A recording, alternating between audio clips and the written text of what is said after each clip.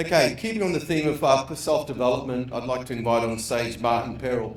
Martin Peril is a HR consultant. Been helping Fast Track now for about 7 years. He's going to talk to you about taking your talent to the next level of their careers. Please welcome Martin Peril from Launch Us. Thank you, Martin.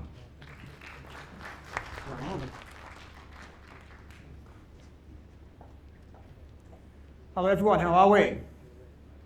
Excellent. My name is Martin Peril. I'm a change management human resource consultant with an experience of about 18 years across technology, finance, real estate, and also tourism and hospitality. So in that period of time, I've really pretty much focused on helping businesses scale in different ways.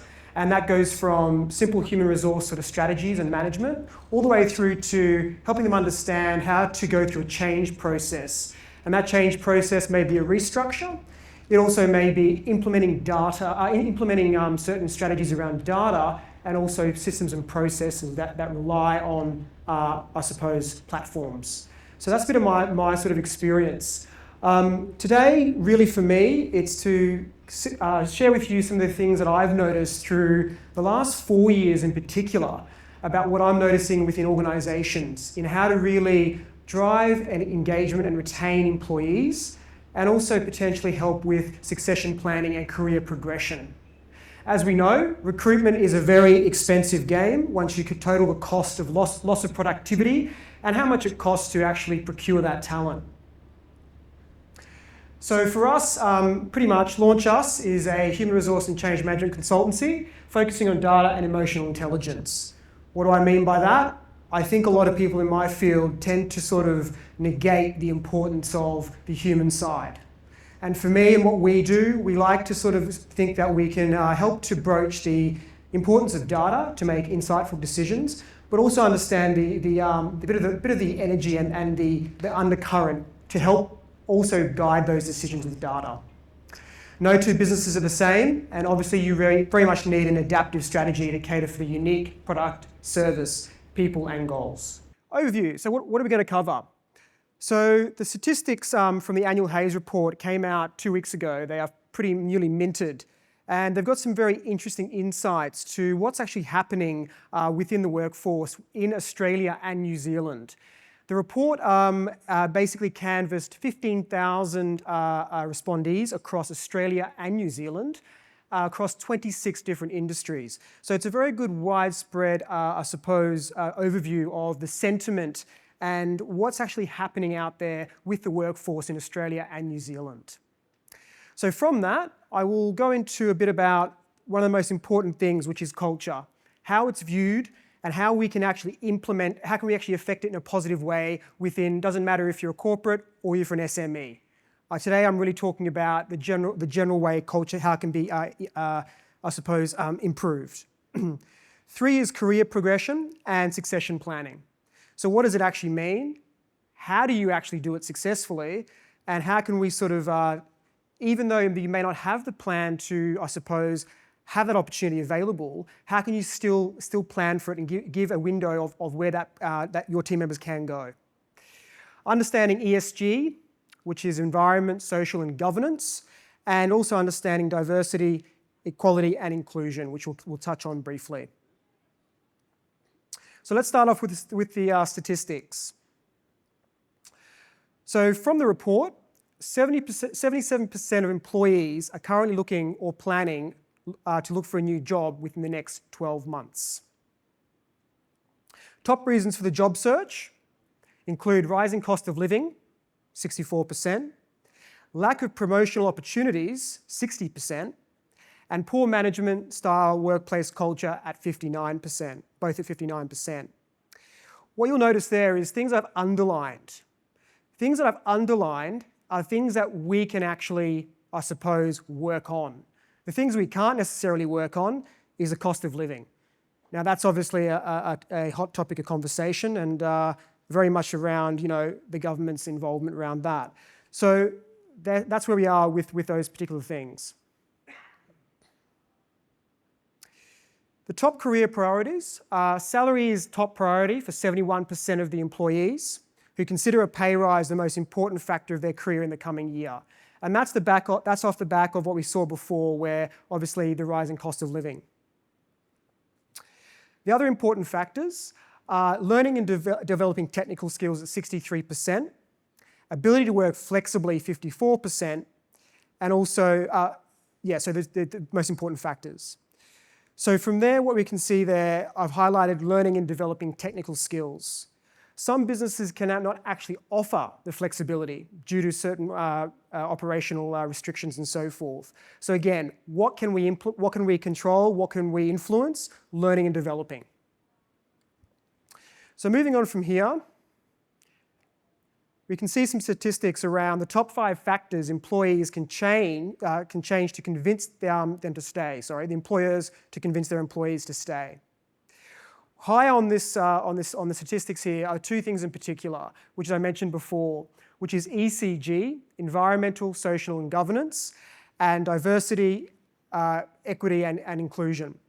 So they're the 2 main factors there that could influence the employee's decision to stay within your organisation. I'll touch a bit more on that later. The top 6 benefits employees are looking for. Number 1 is a pay rise, which we kind of know. Number 2 is learning and developing technical skills. And number 3 is being able to work more flexibly. The top 6 reasons employees will stay with their employer. Number 1, which is glaringly obvious and has quite a high percentage, is team culture. The second is job security, and the third is continued remote hybrid working. Now the big thing is you have all these statistics. What are the good of them, essentially?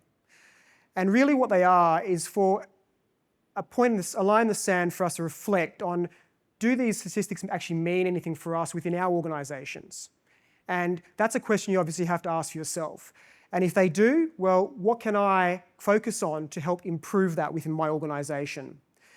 After all the statistics came out, one of the big 3 things that were glaringly obvious that you can actually implement and work on to retain your staff is team culture, career progression and succession planning, and understanding, obviously, what we mentioned before around ESG, DE, and I. They're the 3 main topics that I'll be covering today within my presentation. So let's start. Team culture. Vision, mission, and values. Are they important? I'm going to throw to the crowd. What do we think? Are they important to a business? Yes? Okay. Do you think businesses implement them or articulate what their vision, mission, and values are well, so that everyone in the organisation knows what they are? No. And that's pretty much the main problem. And I'll paint a scenario for you. It's not uncommon where you go into a lunchroom, you'll go to the fridge, and you'll see a piece of A4 paper with dog-eared edges, and you'll see the words integrity, pretty much, what else is there? Help me out here. Integrity, what's the other common ones? Leadership. Anything else? Fun. Respect, yep, fun. What does it actually mean? How do you actually implement that and integrate that into your organisation? A lot of it can seem disingenuous and not engaging for your team. And that's half the problem. So if they're not implemented well and you cannot sort of demonstrate that, you're not going to get adoption and you cannot govern using them at all. So I want to show you a really good example of how a value can be articulated authentically to the organisation, but at the same time mean something to you being, say, potentially the people leading, and also the team member, all the way to the receptionist, room staff, whoever it may be. And I'm going to use a business that's obviously locally based here, and I think the founder lives in a very nice mansion on the water, and that's Atlassian. And their example of a value, in my opinion, is a prime example of using creativity, but also actually means something to the business. And yes, it's a bit, I suppose, risque me putting that up there, but it's authentic. Would you agree? Open company, no bullcrap. What does it exactly mean? Well, to them, it's about openness. If they are open and they are instilling that value into their business, What that means is that reverberates through the organization. But the way that they communicate that is very brash and it's very forward because it connects. And that's the importance when you are defining values. The other side of it is, how do you look at it? How do you look at vision, mission, and values? And the best way I describe to most of my clients is this. It should be seen as a tree. Seems a bit cliche, but to give you an example, a tree is made up of three main things: foliage, trunk, and roots. And if you use the analogy, the foliage is basically the vision. It's the pretty stuff that everyone gets excited about. It's what the director, CEO, the board dream about in terms of where they're going in the next 5 years. It's very much the vision that sort of demonstrates to external and the team where you're going. The trunk is essentially the mission. It's the structure that provides the pathway to essentially the vision. The values is the actual root system. It's the undercurrent which basically is what you're using to drive the mission and the vision. And that's the best way to describe it. So if you go into any strategy and planning session, having that methodology in your mind really helps you create a meaningful vision, mission, and values. The other big question is, how do you integrate it just beyond that, once you've defined a really good vision, mission, and values? Integration is around, how are you using it to recruit? Are you using it to, I suppose, assess performance? Are you using it in a continual dialogue that is strategic throughout the process of employment? And I can tell you a lot of people sort of don't really know what that means in the sense of how to do it effectively. One of the biggest questions that I'm asking a lot of my clients to integrate into their recruitment phase is critically important to assess if someone is aligned to your vision, mission, and values. And that one question at the moment, for me, is based on a very important theory that I'm sure some of you will get PTSD from university. Maslow's motivational model. Who knows what that is? Quite a few hands up there. So the question comes from this sort of methodology or idea, and that is, when you've got someone that you're interviewing, doesn't matter if it's a CEO, doesn't matter if it's a mid-tier manager, doesn't matter if it's a cleaner doing room service. The main question to assess their alignment straight up is, what is your hierarchy of needs, your top 3 hierarchy of needs? Take this position away from what we're talking about right now and tell me, when it comes time for you to make a decision about where you're going in your next job, in your career, what are your top 3 hierarchy of needs? That is the most important question that we're finding at the moment to help us align if that team member, potential team member, aligns with the culture. And I'll give you an example. If they say to you, well, number 1 is money, number 2 is location, and number 3 is flexibility. So they've given you 3 things there, which are pretty key indicators of how they're going to make their decision. So if you as the interviewer, human resource person or director, whoever's conducting the interview, cannot sort of address each of those 3 key points successfully to say, yes, we can provide that, or here's an example of how we can provide that, there's an immediate disalignment to that candidate, which helps us understand if that's going to be a success straight off the bat. So an example of that is, if they've said money, okay, cost of living crisis, understand, they're motivated by money. So a lot of probably their major decision factor is going to be how much am I going to get paid, and is it commensurate with the role and experience. 2, let's just say, is location. So do they have a family? Is that the reason why they're asking the question? But they need to be close to where they're going. And is our position really suitable for them in terms of location? 3 is flexibility. And that may come down to they have to go pick up people from school and so forth. So if we can sort of understand those motivations, it helps us to see if there's alignment from a couple of avenues. That's the really big one. All right. Leadership. Once you have formulated your vision, mission, and values, the big thing is accountability. Leadership essentially set the tone for the culture through the behaviour, decisions, and communication. It's a very dangerous thing to put something and mandate it without necessarily being the walking, talking example of it, within reason. We know things happen, we get that. But leadership will need to be cognizant and accountable to how they're sort of utilizing and continually impressing upon the team the importance of how their culture needs to be through example. And sometimes we get snowed under with decision-making processes, management of teams, and so forth. Really, it's understanding, okay, well, being that self-awareness of, okay, do we need to change how we adapt talking to the team to get more buy-in? Do we need to explain a few more things instead of being short? So really making sure that the communication is key to that decision-making process of how we communicate. 3, the way the team interact. And I'm seeing a lot within organizations, the leniency and very heavy reliance on these short messaging services. They're great and efficient at a point, but they also cause a lot of I suppose, disengagement between teams, where that sort of stops engagement. And that's been a big issue I've seen across channels like Slack, Microsoft Teams, those types of things. We're humans, people. There's people sitting next to you with a warm body and a heartbeat. And sometimes having that conversation instead of sending it through a Slack actually helps the culture and fosters more of that unity within teams. The other big thing is feedback in performance. What we're noticing through the generations is that the feedback cycles and the frequency of feedback is increasing, or the requirement is increasing for them to be validated. And that's an observation we've seen across human resources.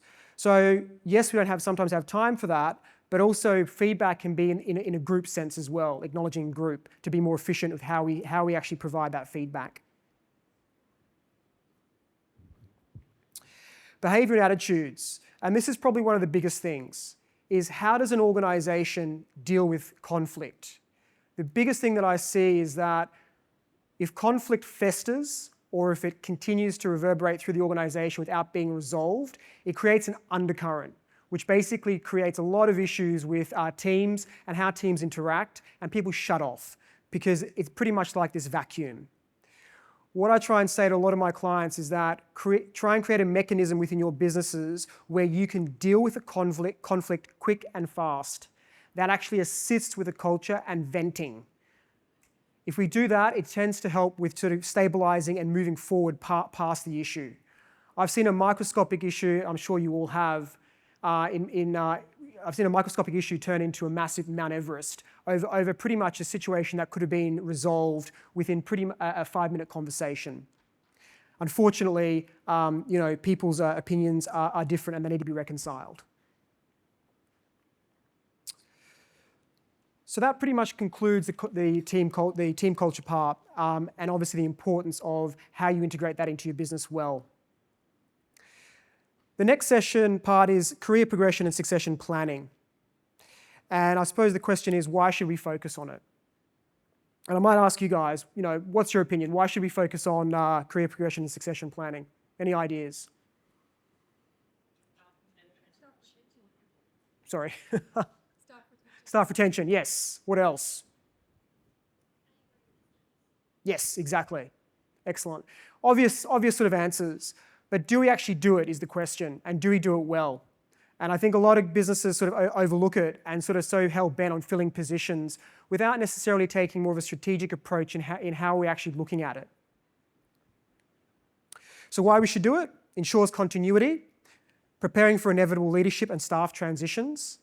The cost of IP leaving your business is a cost that businesses do not actually tally or total, and it is huge.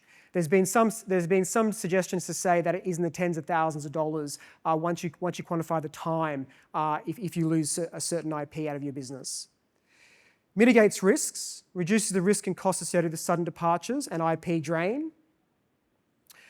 Promote talent, so identifies and grooms internal talent, fostering career growth and employee retention. And the fourth point is align with strategic goals, ensures leadership aligns with the company's long-term objectives and values.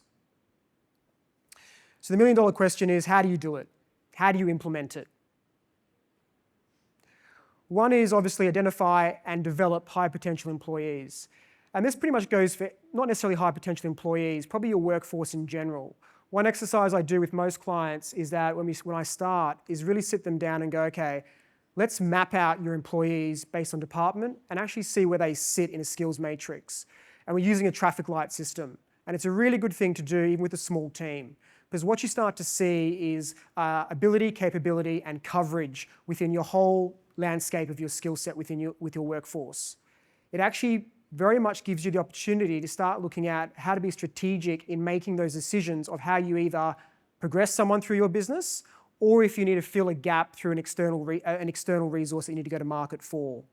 So I would implore everyone here, it's a great exercise to do, is that skills matrix across your teams. 2, structured learning and development. I think everyone gets a bit worried and go, well, listen, career progression and succession planning refers to the fact that I need to offer them another job or offer them a role I don't necessarily have. And that could be due to certain requirements of budgets or whatever it may be. I think we've got to be smart about it. And I often say, define the pathways, you don't need to promise the world. So what does that look like? Well, if you know you've got some key team members that you want to take through a plan, the biggest mistake is not communicating strategically throughout the year. We've all been in that situation where someone hands us a resignation, we didn't see it coming, and we go, why? And they said, oh, well, I didn't really sort of have the time to talk to you about it. This is what I was thinking, and blah, blah, blah, blah, blah, blah, and it's pretty much too late. What I'm trying to say is, let's have those conversations, or let's not get to that point by having the conversations throughout the course of the year. And when I mean don't promise the world, what I mean is you don't need to offer them another 20,000. You don't need to offer them, a new job title. It is what can we do that can keep them retained and engaged while they still aim for that particular role in the future. That comes down to what are they learning? How are they doing it? Is there any upskilling opportunities? Is it as simply as you creating some time with another team member in another division to do some cross-learning? These are some of the strategies that we can actually start to implement without actually costing us too much money or giving pay rises and so forth. And that really comes back down to the statistics what we saw before is how are we actually engaging with our employees to retain them and to also help them with new skills. And the fourth thing is continuous feedback and adaptation. We know that the business requirements change, business objectives change, we know that the business climate changes, and so should succession planning and career progression within our businesses. How is the workforce adapting? How is it changing? And how do we need to communicate that to the team so they feel that they feel included and not cut out of where the company's going and what it means for their role? The biggest issue is not communicating anything where they make up assumptions of where the company what the company is doing and where it's going. Okay. The two other parts which are really interesting, which is part of the statistics, was ESG, which is environment, social, and governance, and DE&I, which is diversity, equity, and inclusivity. These two things are, I suppose, very much still part of how we run our businesses normally, but they're becoming more of a focus, and especially more of a focus around data. So ESG stands for Environmental Social Governance. It represents a set of criteria used to evaluate a company's operations and performance. And this is pretty much what it means. Environmental measures how a company interacts with the environment, through wastage, through how we sort of interrelate with very much the sustainability. Social assesses a company's relationships with employees, customers, and communities. And governance evaluates how a company is governed and its adherence to high ethical standards. Employees are becoming more focused on this now because of the social movement out there in terms of being cognizant and aware of what is a company involved with and how are they running. And so I'm not saying that you need to go and address each one of these issues, but I think it's a great way to start bringing awareness to what these methodologies are and seeing how we can actually start to look at it internally within our own businesses. And I think certain changes go a long way, and how we communicate them to the team about how we actually address this can also help with retention. The next slide is understanding DE&I, which is diversity, equity, and inclusion. The three interrelated concepts aimed at fostering a more inclusive and fair workplace. Diverse teams obviously provide strength and enhanced creativity and problem solving, and that's been proven. across many different industries. Equity ensures that all employees have the resources and support they need to succeed, which helps in creating a level playing field. And lastly, an inclusive workplace fosters a sense of belonging, increases employee engagement, and reduces turnover. The two concepts I've mentioned just now really help start to pull out some metrics around certain programs if you're using any programs that assess employee retention rates, also in terms of cultural surveys. This information helps us to formulate some of the health check around these two particular areas. And it's a great way to start looking again around how we actually deal with this within our own business. I'm acutely aware that some businesses don't have the budgets, also don't have necessarily the, time to implement some of these things. But even one change or just one consideration goes a long way with the whole environment of your team and how your business runs. I'm pretty sure my time is very much running out, so I thank you very much for your time today. I'll be staying on to some of the roundtables for any questions, which will happen later this afternoon if anyone wants to ask me some questions. Thank you for your time. That's great, thank you. Wow, thank you, Martin. That was very enlightening. We've been with Martin now for many years, and he's certainly helped our company grow, and obviously then degrow after COVID and then grow again. So definitely endorse his work. And Martin will be around if you want to have a chat with him afterwards. Okay.